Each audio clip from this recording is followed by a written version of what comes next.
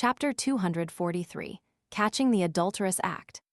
Wednesday morning, opposite the Coim Company in the Sherwood Borough. Klein was sitting on a wooden bench outside the Gardalee department store, clutching a paper bag containing the most famous Cindy Dacey pie in the area with one hand and holding a cup of iced tea in the other. Beside him, a tramp was curled up on the other side of the bench, sleeping. 10 minutes later, the mall's security guard woke him up and shooed him away.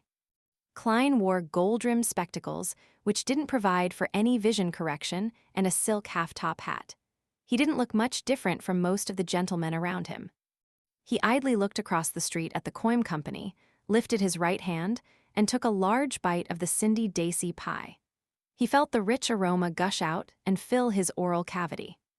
The reason why this pie from Dacey Bay stood out amongst the southern pies was that it used a lot of oil and fat, but the meat was chopped into very tiny bits.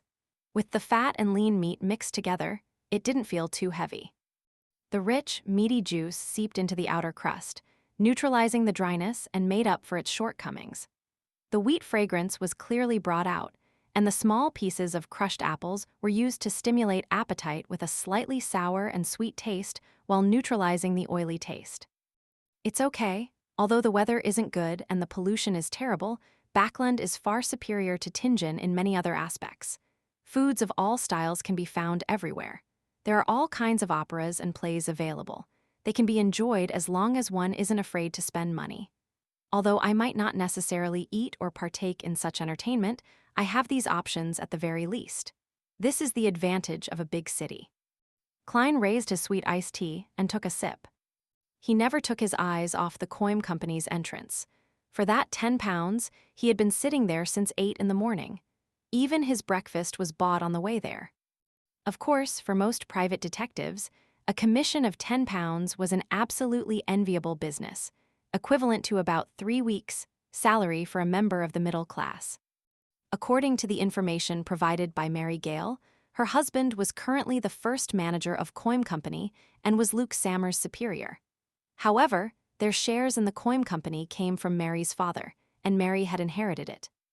One of the immediate reasons she suspected her husband of having a mistress was that an employee in the company had divulged to her that Doragu Gale would leave the office on Wednesday and Friday mornings alone and only return in the afternoon. In addition, he would leave work early for 2 days a week, and Mary had never seen her husband return home before 7. After breakfast, Klein waited another hour plus before seeing his target walk out of Coim. He was wearing a black top hat, a double-breasted tweed coat, and a standard bow tie. He was slightly fat, with yellowish temples, slightly brownish eyes, and a slightly long face. Doragu Gale. He silently recited his target's name, stood up, picked up his cane and his heavy portable camera, and crossed the road. Instead of getting his carriage driver to pick him up, he stood by the side of the road and looked around for a rental carriage. Klein took the opportunity to cross the road and arrive beside him. Pretending to be careless, he bumped into his target. "Sorry, I'm quite lost." Klein bowed his head in apology. Doragu frowned, but remained silent, waving his hand to indicate that it didn't matter. Klein bent down, bowed, and walked to the end of the street.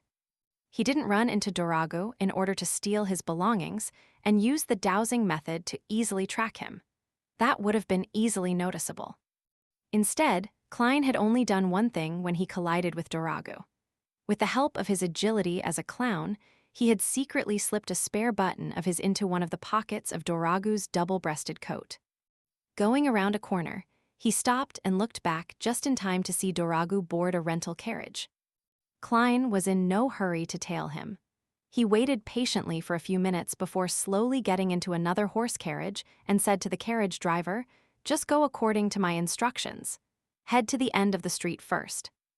"All right," the driver didn't ask why. Inside the carriage, Klein leaned his cane and began performing a divination. However, his divination statement wasn't directed at Doragu Gale. Instead, it became, "the whereabouts of the spare button of my clothes."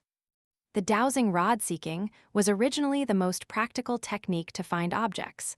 Only seers were able to use it to seek people. Now, Klein was using it in its original form.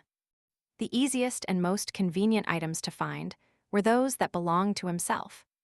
Along the way, Klein kept getting the carriage driver to change directions until they finally arrived at a street house in the Hillston borough.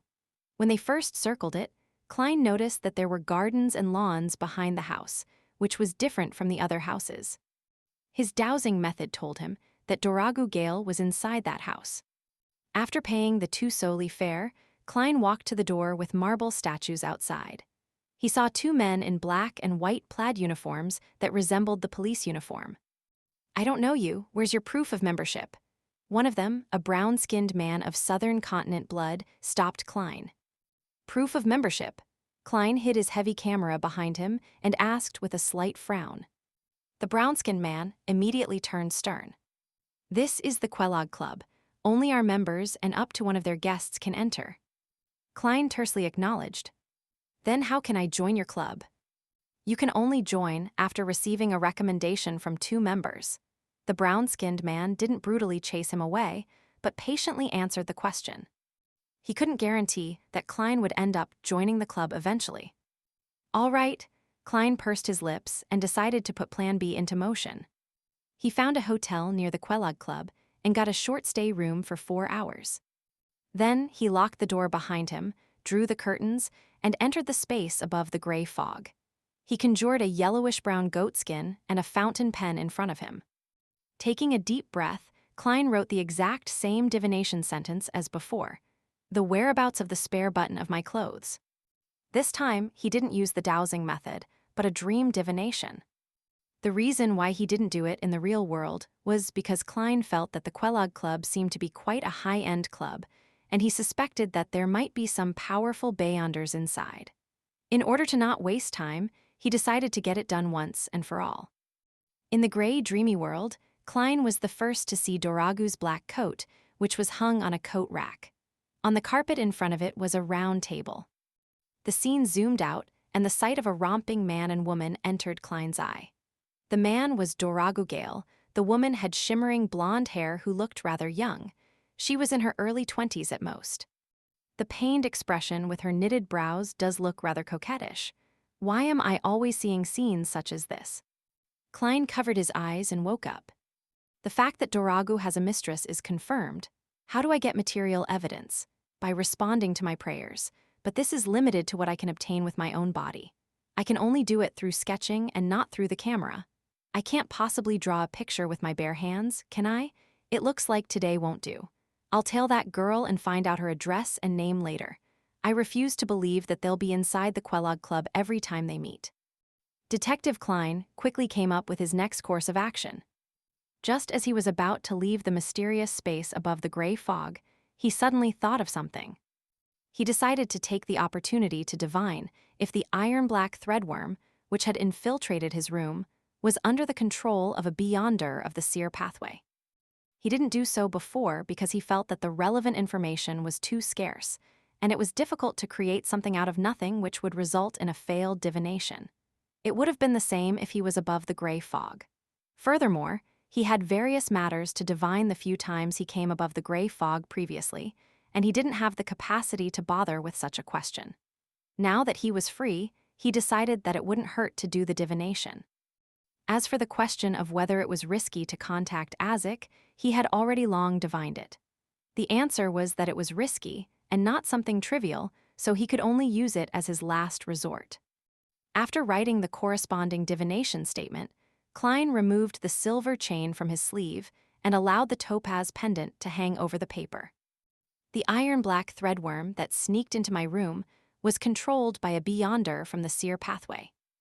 After repeating it 7 times, Klein opened his eyes and saw that the spirit pendulum was spinning clockwise, with great amplitude and frequency.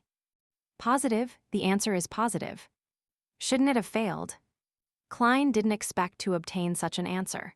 According to his seer instincts, such a divination was likely to fail. Why? He frowned and thought for a while before deciding to switch to a different method of divination and target.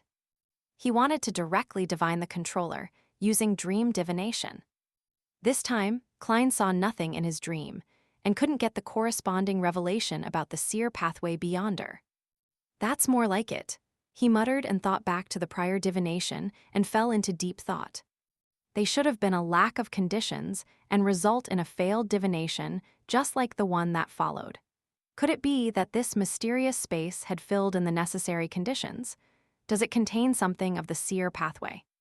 Klein suddenly had a flash of inspiration. He had a bold idea. Perhaps the mysterious space above the gray fog had something to do with the path of the seer pathway. Klein lightly rapped the edge of the ancient table. Despite thinking about it, he couldn't find any other evidence. He could only temporarily put this matter on hold and prepare for his return to the real world. Regardless, I've confirmed at least one thing. The mid-sequence beyonder beside the ambassador is from the seer pathway, and whether he's a member of the secret order doesn't matter. This might be my chance of obtaining the sequence 7 and even the sequence 6 potion formula. Klein extended his spirituality and wrapped it around him before plunging into the gray fog. Meanwhile, in Viscount Glaint's study, Audrey let the master of the study guard the door while she looked at Zio and Fours.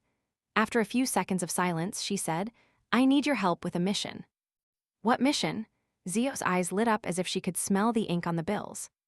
Audrey gave her a polite smile. "Assassinate the Inti's ambassador to the Lone Kingdom, Backerland Jean Madden."